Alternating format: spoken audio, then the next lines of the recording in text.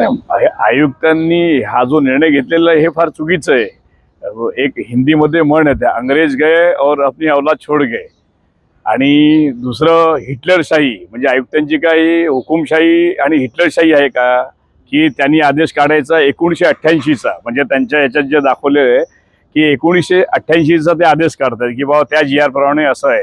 अरे आयुक्तांनी महानगरपालिकेमध्ये काम असं करायला पाहिजे, 1988चा भ्रष्टाचार विरोधी कायदा आहे, तिथे त्यांनी शपथ घ्यायला पाहिजे 15 ऑगस्टला की कल्याण डोंबिवली महानगरपालिकेत मी कोणताही भ्रष्टाचार होऊन देणार नाही।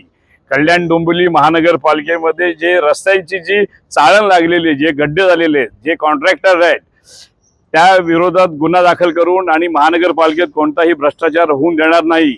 अनाधिकृत बांधकाम जे करण्यात येत आहेत कल्याण डोंबिवली क्षेत्रामध्ये त्याच्यावर शपथ घ्यायची आणि त्याच्यावर सांगायचं की मी ह्याच्यामध्येही भ्रष्टाचार करून देणार नाही, अशी शपथ घ्यायला पाहिजे त्यांनी।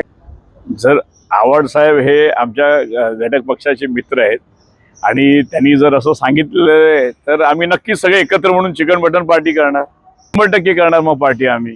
आणि आयुक्तांनी हा निर्णय चुकीचा घेतलेला आहे ना। एखाद्याच्या माणसाच्या वर आता खाटीक समाज आहे, त्यांच्या रोजगारावरती गदा आलेली आहे आणि हे प्रश्न त्यांनी याच वेळी का आणले, ह्याच्या मागे पण जी सरकार आहे त्याचा काय हात आहे का की याच्यामध्ये परत काहीतरी दुसरा वाद तयार करायचा आहे।